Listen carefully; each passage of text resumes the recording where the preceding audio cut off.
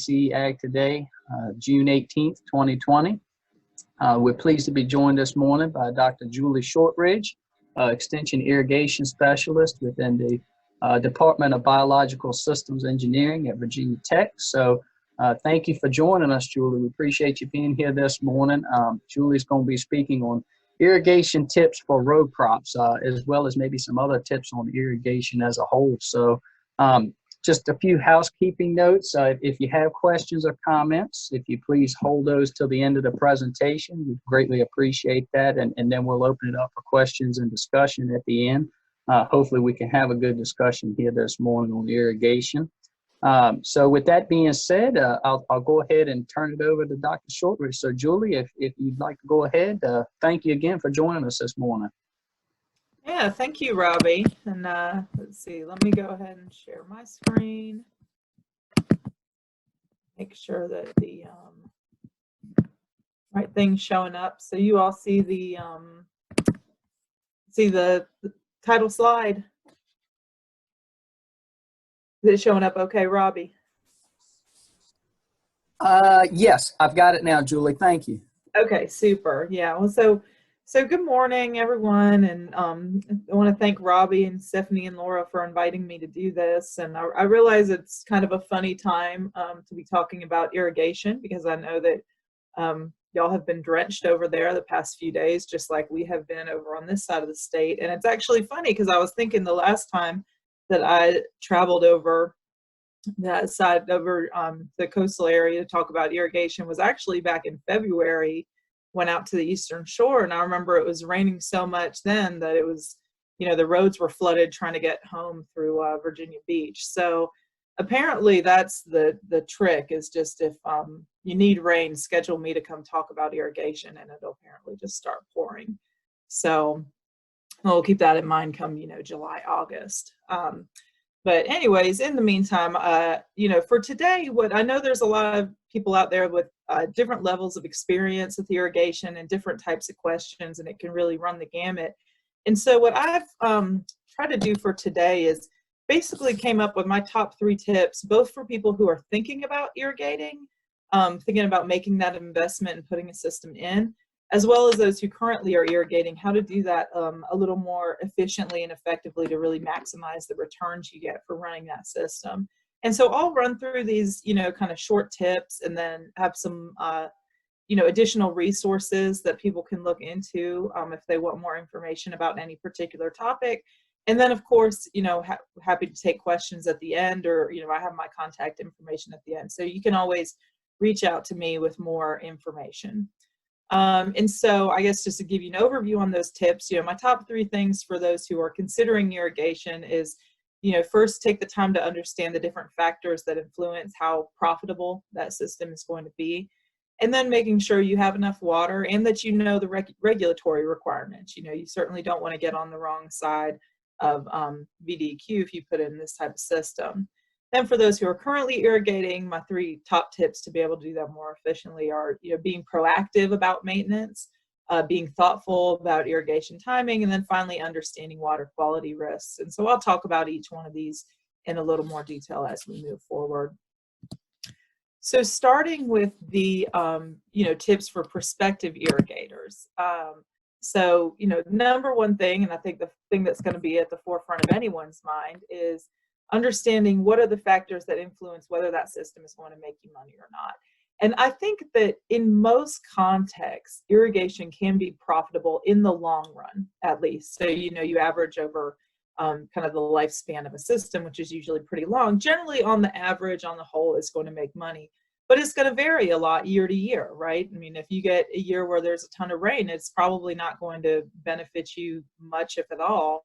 Most years the timing is such that having irrigation can certainly help to some degree. But to give people some resources to really explore that question more thoroughly, a student that I was working with actually put together an interactive tool that you can go to the VCE Extension website and download, that allows you to put in information about your specific operation, get some estimates in terms of what sort of costs and benefits you might expect to see. And of course, this is it's a general tool. It's not a crystal ball. So these aren't, exact predictions, but at least can give you a sense of the ballpark. and help you understand what are some of the big ticket items that people aren't always aware of. I mean, one thing that you hear about people getting sticker shock with a lot is the fuel costs for irrigating, especially running diesel pumps. You know, that takes a lot of fuel. Water's heavy, it's hard to pump. So understanding what those costs can be. And then there's also some parts in there where you can see how the, returns that you might get year by year would benefit or vary depending on crop prices, the amount of rainfall, things like that. So I think it's not a crystal ball, but can be a useful tool to start to wrap your head around some of those numbers, and also understand how decisions you make in terms of how you design that system and how you operate it can influence that profitability, right? And so one thing that we've seen really clearly using it is just being thoughtful about when you put irrigation on and avoiding both over irrigating as well as under irrigating. That really can have some, important returns in terms of profitability. And so, things like that, scheduling methods, fuel source, understanding how those impact, the final returns that you get. This is a nice first step into doing that. And I'll have a link at the end to the, water webpage on the Cooperative Extension site. And that's where all of these resources and tools are all available through that website. So that's kind of your one-stop shop for all this information. So that's number one. Number two is understanding water sources. So obviously, if you want to irrigate, you have to pull your water from somewhere. And that can be from surface or groundwater. Surface water, typically to irrigate, you're going to need to be on a running body of water, right? So I know there's people who might irrigate directly from the Rappahannock, or maybe if you have, a kind of smaller stream on your property, you can dam it up and make a pond. But, the kind of like just dug out farm ponds that aren't built on a creek, those generally aren't going to provide enough water for irrigating. And then of course, if you're not on surface water, then your option is to put a well in and pump groundwater. And the good news is that there's, really good groundwater resources in your part of the state. The more complicated news is you have to get a permit to do that, which is what I'll talk about on the next slide. But in either case, you really do want to think about not what an average year looks like, but about what a drought year looks like, because that's when you really want to irrigate, right? And if you, put a pond in and you have a creek on your property and you're thinking about how much water you can get on an average year, well, the time you really want irrigation is when it's dry. And if you don't think about those dry conditions, this nice farm pond that you might picture looking like that photograph there on the right side of the screen is not going to look like that. It's going to look a lot more like this. So, keeping in mind that the times when we need irrigation is when it's dry. So if your stream dries up, when on a dry year, then it's probably not going to be a very useful source.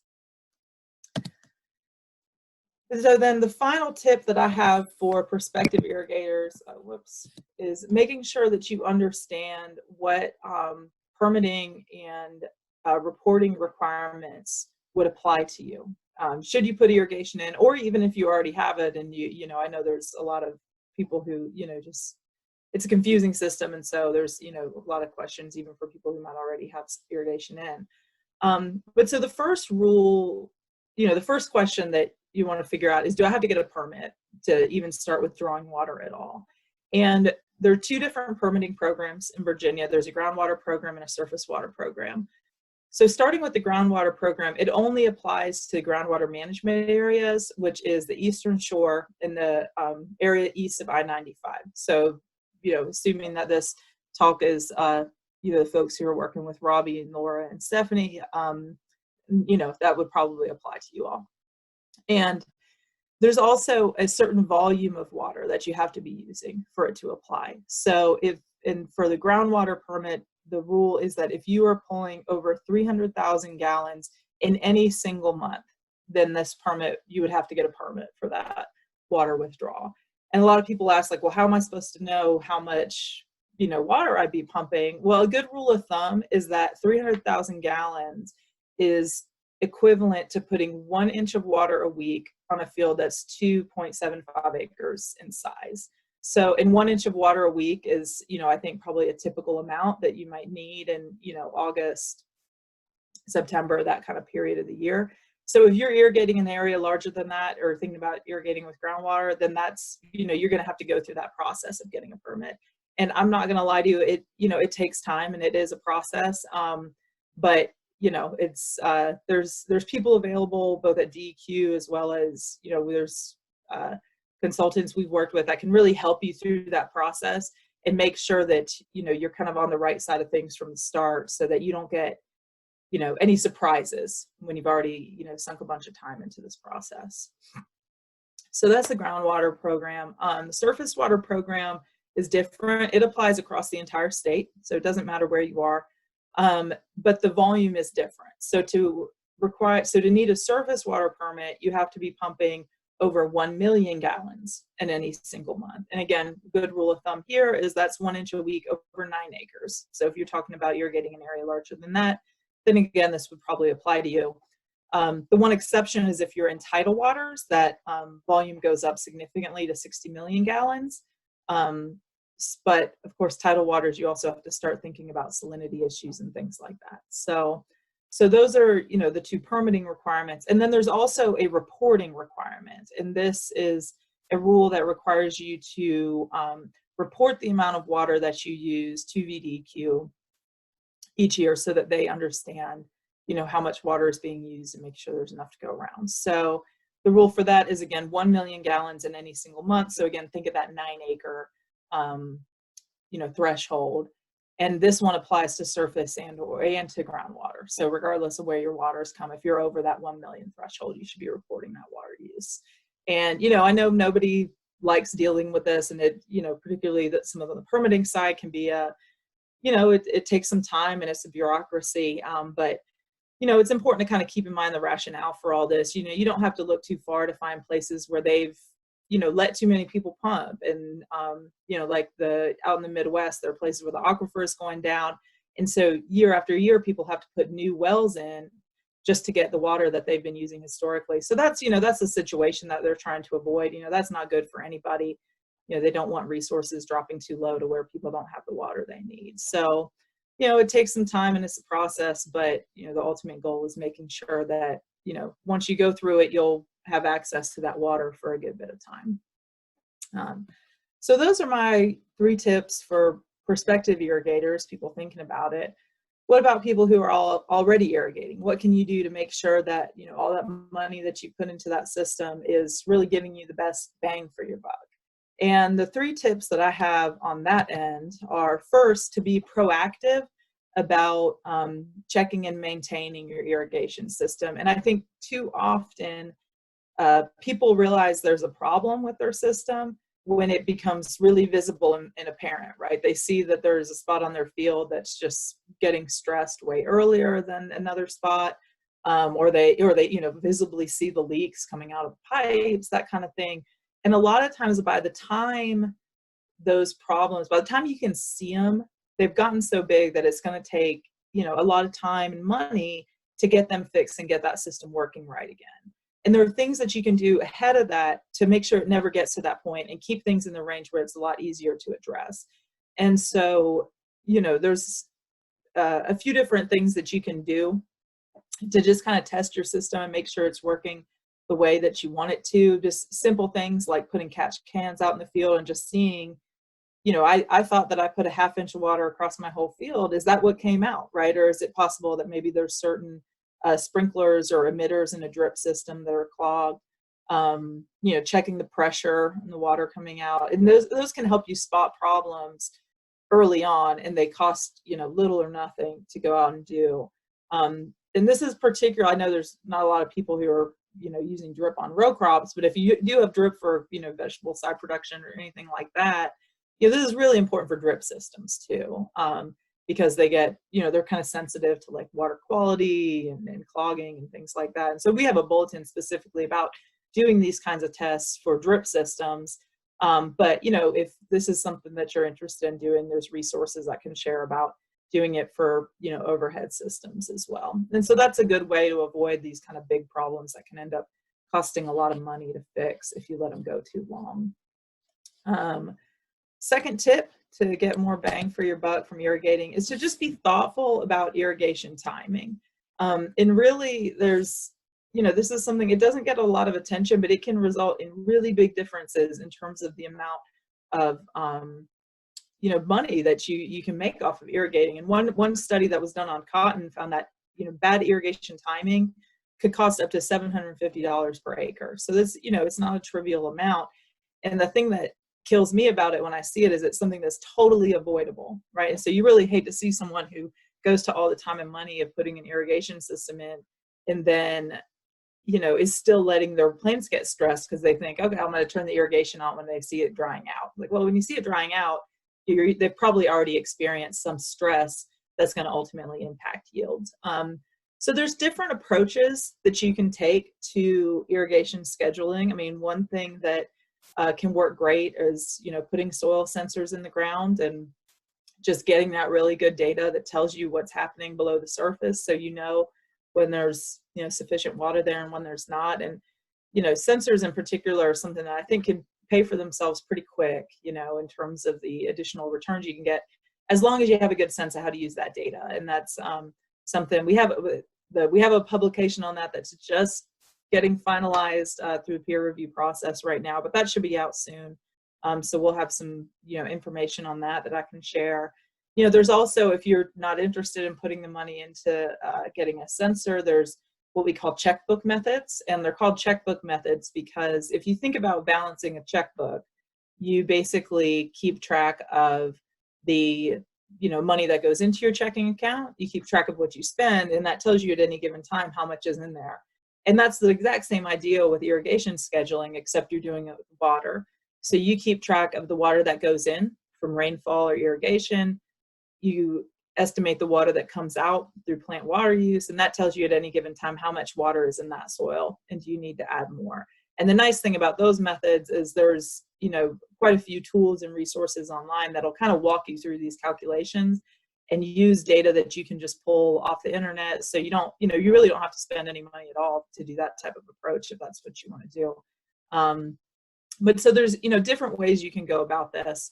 But even if you don't want to get into the, the weeds of doing a really precise, irrigation scheduling approach, there's certain rules of thumb that I think can be useful in terms of just making sure that you're not, waiting too long and letting your plants get stressed, but also that you're not putting too much water on and thus wasting fuel. It probably causes the, nutrients to run off the field. You don't want to be doing that either. And so, two basic things that I think can be helpful in doing that are first understanding when is the plant most water sensitive, and also understanding about how much water does it use at different times during the growing season.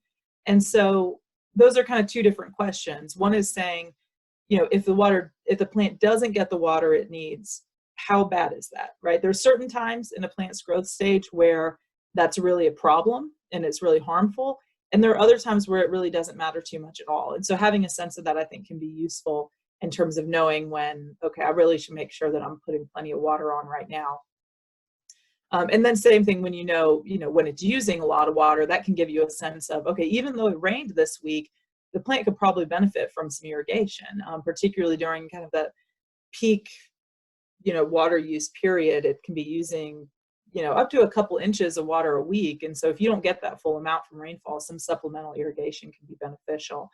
And for most row crops like corn, cotton, and soy, those times kind of align with each other. Like, corn, the water sensitive period is the silking period. And then that's also when it's typically using, up to like about 2 inches of water a week. So, some vegetables respond a little differently where the sensitive period doesn't necessarily align with what it's using as much water.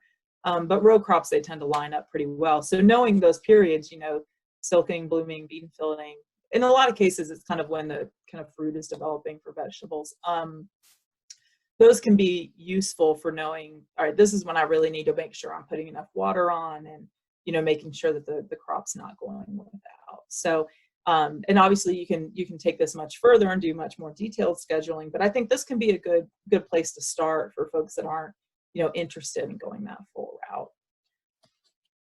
And then the final tip for, getting more bang for your buck in terms of irrigation is understanding irrigation water quality and some of the risks that can come up depending on the quality of the source of water that you're using.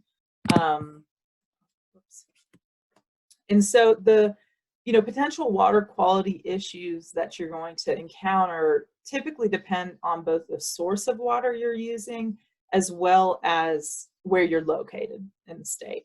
And so if you're using surface water, the kind of two issues that you see, particularly for where y'all are out near the coast, you have to think about salinity. And if you might be getting some salt in the water that's going onto your fields. And then there can also be bacterial issues. And that's something that we tend to think about the most for like fresh produce and, particularly with FSMA rules. But it can be important for the irrigation system itself, just because when you have algae and bacteria growing in your irrigation system, that means that your, pipes and can start looking a lot like that picture there on the right where they can get kind of clogged up and nasty. So that's surface water. Groundwater, again, if you're in a coastal area, we have actually seen some, what we call saltwater intrusion in some coastal groundwater wells, which is, kind of what it sounds like when, salt water from the ocean starts to intrude into that freshwater aquifer, and then some of those wells can start pumping saline water. And then the other issue that comes up a lot is if you have a bedrock well, you can have issues with iron, but that's really more, that's not something that is probably going to be an issue over in the eastern part of the state as much. So, and again, I should, I guess, explain these other pictures that I got on here. These two bottom pictures are salt damage, basically on a plant on the right and then on a field on the left. And that's the thing that's really, you have to be careful about with saline water is that, I think we tend to think of that in terms of it can damage crops, but what can be really harmful is the damage it does to the land and the soil. And so being aware of that can be really important in terms of making sure that not just that your yields that year are good, but that the soil stays productive long term. And so I'll just talk a little bit more about the salinity issue. One thing to keep in mind, this can arise from different things. So, of course, if you're irrigating from a river that's tidal, you're going to typically expect to see some salinity in there. And it's going to change through time, right? When tides go up, usually that salt water is going to push back further into the stream. When water levels in the river coming into it are low, then that salt water is going to push up and those salinity concentrations will be higher. So it's not like there's one number that's always going to apply. It can, infiltrate into groundwater wells, like I said. And then another thing that I've heard of happening and had people ask me about is when you have ponds, that are in a coastal area, they can get flooded with salt water during bad storms. And so, if you have your irrigation pond gets flooded in a storm, then that might be basically, not usable for the rest of the season. So it can arise from different things. And the best way to know what the salinity is to test it. And, you can get little handheld meters that'll do this for you. You don't even really need to send it into a lab.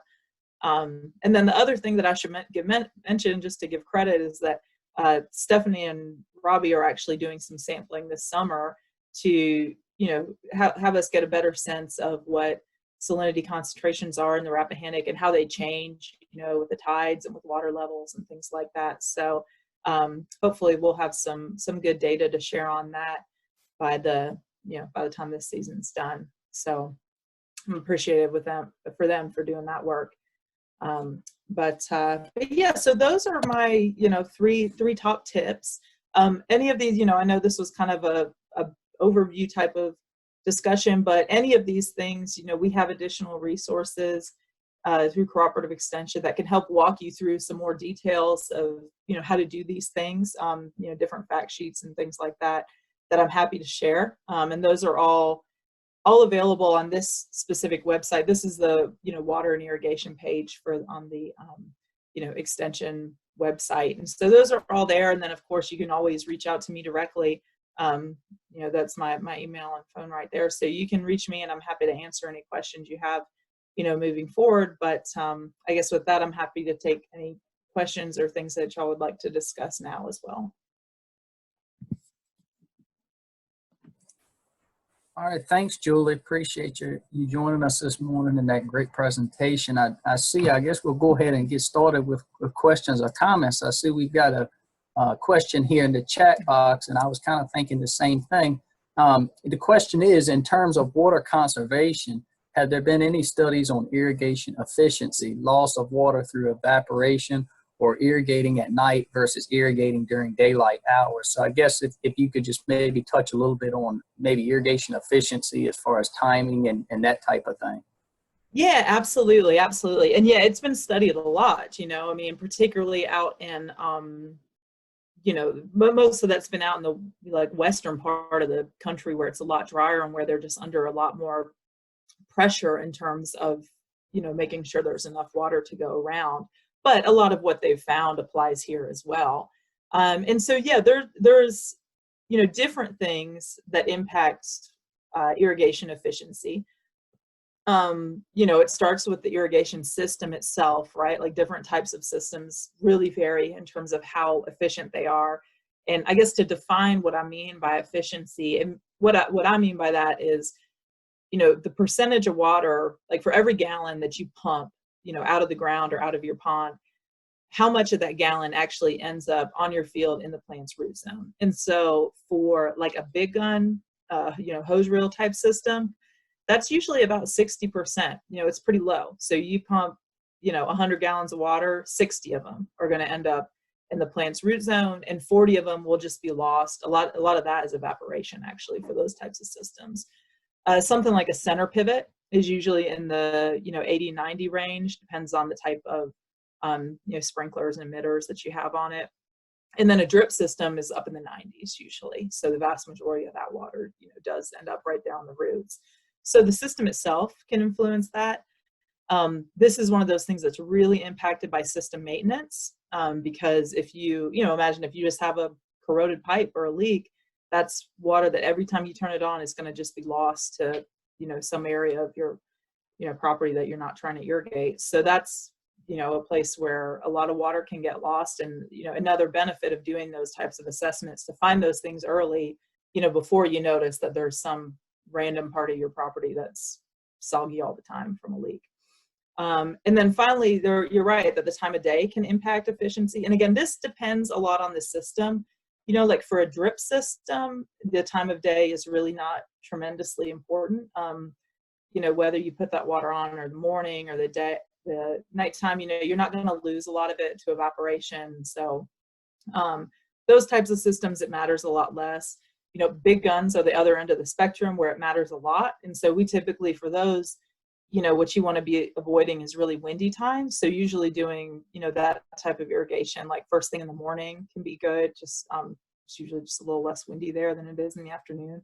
And then with any sort of surface irrigation, whether it's a big gun or a center pivot or just a, you know, solid set pipe type system, you know, you want to avoid some of the water you're going to lose it because it lands on like the leaves of the plant, or that kind of sits in the very top shallow part of the soil, and it will just evaporate away before the plant's able to use it. And so you can minimize that kind of water loss by irrigating either, you know, first thing in the morning or kind of late in the day, but avoiding, you know, putting water on right during like the heat of the day, because you'll lose more of it that way.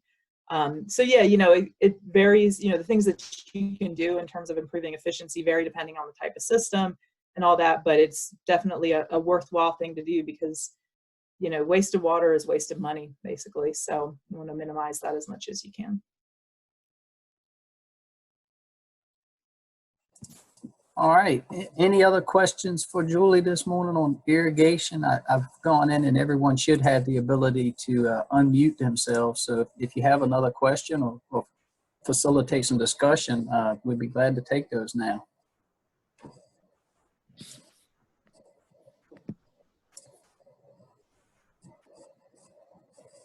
Julie, I see we've got another question in the chat box here. It says, are there resources available to help with the setup of fertigating through a center pivot irrigation system? Yeah. So, you know, that's one of those questions I'm kind of realizing that I think maybe we need to start writing something on that because I'm getting asked it a lot. But what I typically point to people to, there's a couple, fact sheets that'll kind of walk you through things that you have to consider in doing fertigation. They were just developed by other extension, other states extension specialists. But again, that's the type of thing that I think is transferable here. You can use that information. So yeah, there's a couple of fact sheets that I can share on that. Typically it's, a fairly straightforward thing to do. You as long as you can get the, the right types of, nutrient mixes, and they're pretty clear in terms of labeling when they're compatible with, fertigation or not. And then it's a matter of, setting up an injection point earlier on, before it goes through the pivot itself. So yeah, it's certainly something you can do. I'm getting more and more questions about it. So I'm starting to think maybe we need to write something here, but there's a couple bulletins that I can point people towards. So that's the type of thing that I would, suggest, like, reach out to me and I can share some things. But it's it comes into the way that the system is designed. And so it's the type of thing that you want to make sure you've got, some good information that really lays out how to do that, in a safe and effective way.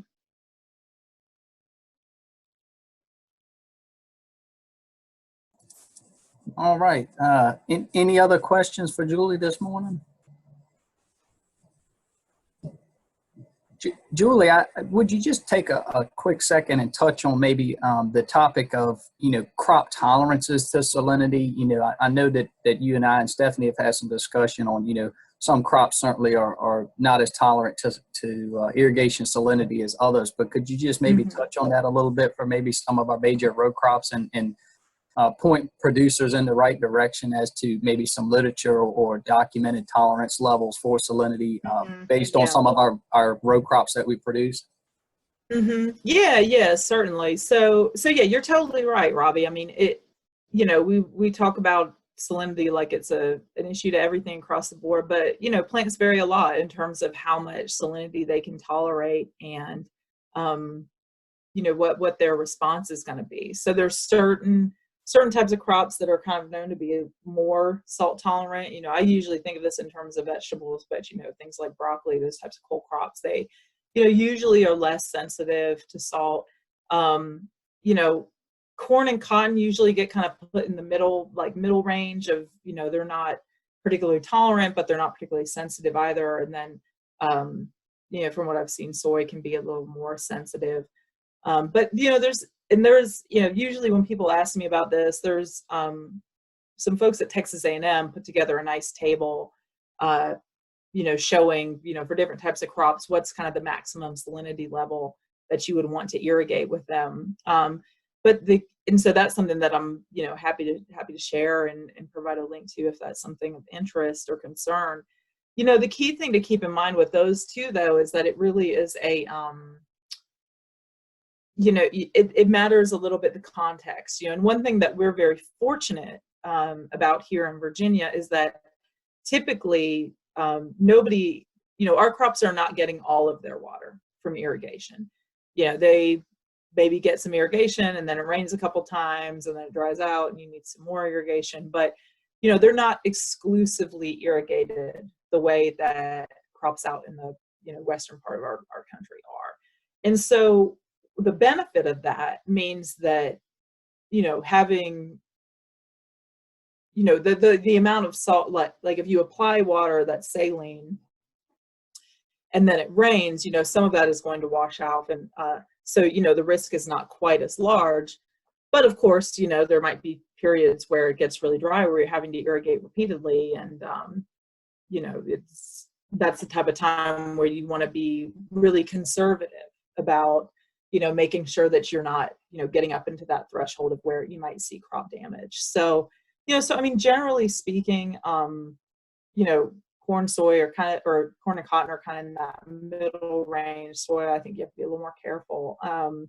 But it's important to kind of keep in mind that broader context of thinking through, okay, if I'm thinking about repeatedly irrigating from, a saline water source, over and over again through August if it gets really dry, that's kind of a different question than, okay, it's been raining, I've generally been good, but I just need a little bit to maybe hold me over until it rains again. You know, you can probably get away with a little more in the second situation than you can in the first. So again, you know, there's a, you know, this nice table that kind of lays out the maximum values. And again, if you have one of these little test kits, you can, you know, get those values yourself anytime you need to from your water supply. You know, you don't have to send that water off to a lab or anything like that. But again, you know, always important to kind of think through the like context in which you're irrigating, and it's not, you know, it's not like a cut and dry thing where it's like, all right, if I'm under that number, I'm fine. If it's over, I'm not. You know, it's a little bit fuzzier than that, so you have to be a little careful. Does that help, Robbie?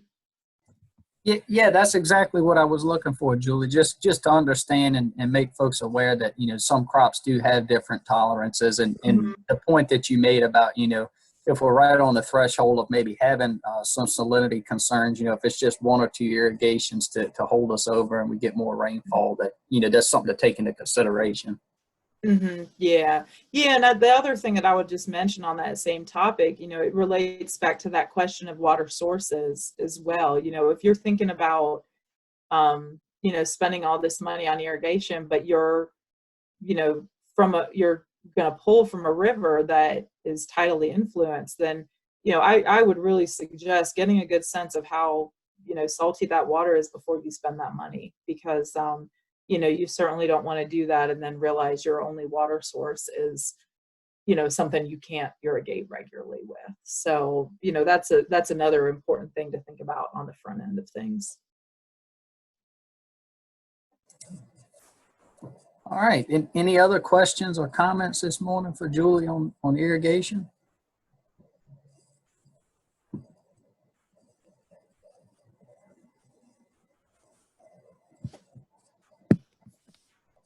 All right. Well, not hearing any, I guess we'll go ahead and conclude this morning. Julie, thank you so much. We really appreciate you joining us this morning. And you can see on your screen there Julie's contact information. If you have particular questions, you could either contact her or any of the A&R agents on the call this morning. We'd be glad to pass that along to Julie and hopefully get some information for you. We will also share with the recording of this presentation, we will share a lot of those links to those publications that you shared, Julie. Great information there for folks that are either considering irrigation or just trying to increase the efficiency of their system. So great publications there. Lastly, I just would like to remind folks, Stephanie has just put into the chat box here our evaluation link. We do ask for those of you that have joined us, if this is your first time for BC Ag Today or a recurring event for you, if you could just please take a few seconds to fill out that online evaluation link. We'd really appreciate that. It'll help us improve the program and also give you an opportunity to share, you know, topic ideas with us of things you're interested in or what we can offer on future sessions. So we really appreciate it if you could take a few moments and fill out that link there for us. Finally, I just would like to thank everyone for joining us again this morning, and I'd like to thank the team of agents that make this event possible. We've got Laura Maxine in Hanover County, who's accompanied by her summer intern, Shelly Underwood. We've also got Stephanie Romelchek in Westmoreland County, who is accompanied by her intern, Skylar Swan, Mr. Trent Jones in Northumberland and Lancaster County, and Mike Broadus in Caroline and King George County. So just thank you to all of those agents for helping to continue to make this effort possible every Thursday morning. And also thank you again, Julie, for your time and efforts this morning to share this great presentation with us. We really appreciate you joining us. Just would like to remind everyone we'll be back again next Thursday morning, same time, same place, the link that you have as well as the phone number. So please join us, and we will post a recording of this presentation and all previous presentations of BC Ag Today at our YouTube link. So thank you again to everyone. Stay safe and have a great rest of your Thursday. Thank you. Thanks, Robbie. Appreciate it.